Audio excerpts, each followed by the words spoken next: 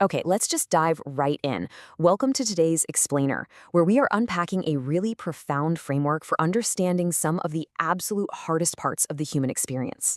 Look, if you've ever stared at a confusing, painful, or just downright exhausting season of your life and thought to yourself, okay, something has gone terribly wrong here, well, you are in exactly the right place. Today, we're exploring a framework from our source material that suggests those tough seasons, they aren't signs of a broken universe. And they're certainly not signs of a weaver who's just thrown up their hands and walked away from the loom. Instead, they are highly intentional threads in a masterful overarching design. So let me ask you, is the design of your life fraying or is it forming? If you happen to be carrying a really tired heart right now, just kind of bracing for the next piece of bad news, I want you to do something with me before we go any further. Seriously, take a slow, deliberate exhale. Go ahead. It sounds simple, but a long exhale literally signals your nervous system that you aren't in imminent danger. It tells your body that the one at the loom has not stepped away. Because when we spend months gripping the steering wheel, just scanning the horizon for the next strange thread, our bodies assume the whole cloth is falling apart. We're going to reframe that entirely today. What's really fascinating about this framework is just how incredibly specific it gets. The source material speaks directly to those of us who feel completely unseen. Maybe it's the guy whose career took a totally unexpected turn and he's sitting there wondering if his file just got lost in the shuffle. Or the person enduring these agonizingly long seasons of waiting, tallying up way more difficult days than easy ones. There's the grieving widow who has just stopped looking for meaning altogether because, honestly, it just feels like more exhausting labor on top of her sorrow. And, of course, there's the chronic sufferer. If any of this hits home for you, the absolute crucial takeaway here is that your weariness is noticed. It's logged. None of these things are random, chaotic accidents. To really wrap our heads around this, we have to look at how an actual tapestry is made. See, we often mistakenly judge our lives by staring at the underside of the loom. If you've ever flipped over a real hand-woven tapestry, it looks completely chaotic. It's jammed full of knots, hanging ends, and colors just crashing into one another without any rhythm or reason. The huge mistake we make is looking at this incredibly messy working face and concluding, well, the design has failed. We are literally mistaking the messy workshop for the final masterpiece. And this brings us to a massive clash of expectations. On one hand, we have what the source cleverly calls smooth cloth theology. It's this pervasive idea that a blessed, good life should look like a perfectly straight, smooth road when viewed from above. Easy circumstances, zero obstacles, and just bright, happy colors. But honestly, that's a false sketch. A real complex composition absolutely requires dark and rough threads. The framework suggests that the weird, difficult threads of your current season aren't a verdict that you've done something wrong. Rather, they are the very corridor to a real, lasting design. I really want you to absorb this quote because it hits the nail on the head. A real cloth that lasts the centuries needs the dark threads because the dark threads are what give the bright ones their depth. Think about it. A weave without any contrast isn't a design at all. It's just a flat wash of color. The strands of waiting, the strands of loss, of deep confusion, the very threads we desperately call random or painful are the exact ones creating lasting beauty and depth in the final pattern. Okay, so that moves us into section 1, the proof in the pattern, where we'll be looking specifically at Romans 8:28.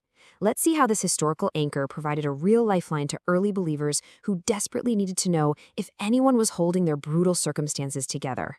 You've probably heard this verse at some point, Romans 8:28. But I want you to completely strip away any idea of this being some tidy cliché slogan you'd find on a glossy church brochure. No, this was wet ink, unrolled in a dim, lamplit room for persecuted believers who were gathering illegally. Every single strange thread in their season carried a face, a name, or maybe an empty chair at their dinner table. They needed something incredibly real to anchor their exhausted souls. Let's actually break down that first half. We know. Notice it doesn't say we kind of hope or we might find out eventually. It is presented as a settled, practical certainty based entirely on the weaver's character, not on our own easily shaken feelings. Then we get all things. This is vital, guys. It refuses to pretend the dark threads are bright. It includes the loss, the waiting, the bewildering months. Finally, work together. They aren't working in isolation. They are crossing together. A closed door over here and a brand new friendship 6 months later, those aren't coincidences. They are literally the warp and the weft of the loom crossing over one another. And the way this verse finishes is absolutely crucial. For good doesn't mean it's always going to feel good right this very second. The text implies that the finished design will be genuinely good when the tapestry is finally turned over. And those who love God.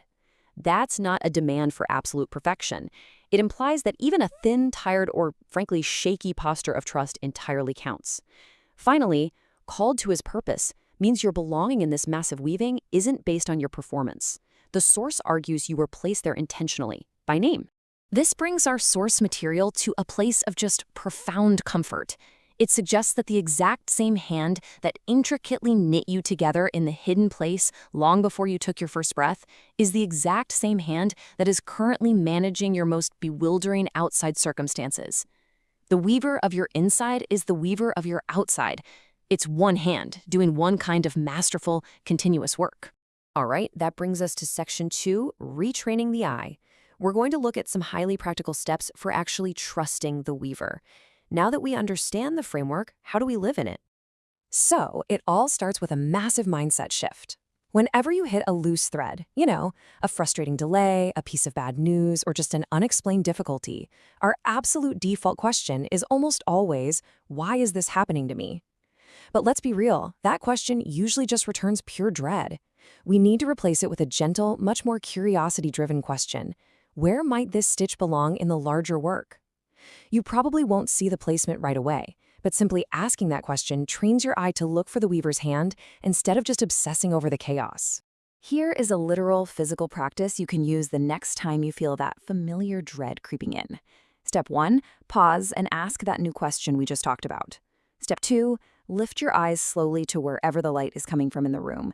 Just a tiny lift. It lets your body physically acknowledge that hands much higher than your own are holding the pattern. Step 3, hold that gaze for 3 slow, deliberate breaths and just let your shoulders drop.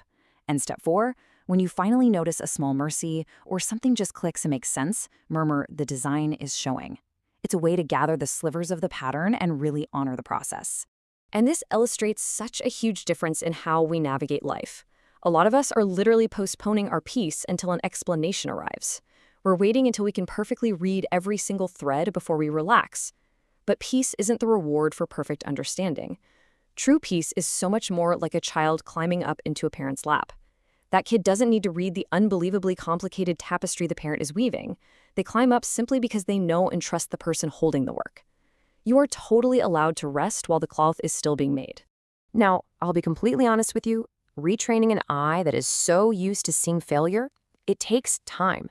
Your very first attempt at this might feel like absolutely nothing is happening inside, and that's fine. But by the 30th attempt, you'll notice that tight dread loosening its grip just a little bit.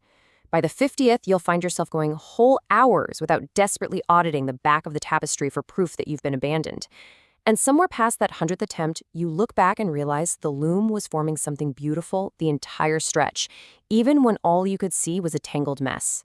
And this framework speaks so directly to wherever you might be right now. For instance, if you're in a long-term marriage, it suggests that patterns reveal themselves over decades, not just in short, messy seasons. So keep tying those knots.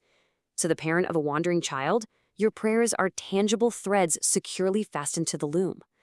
To the chronic sufferer, your long, painful season is forming a deep, unimaginably precious tenderness in you.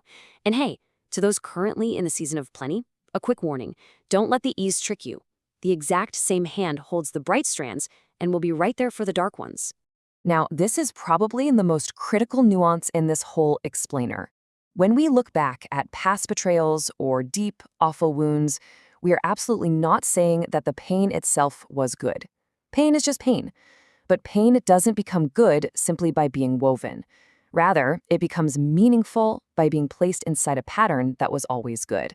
The weaver utterly refuses to waste your pain.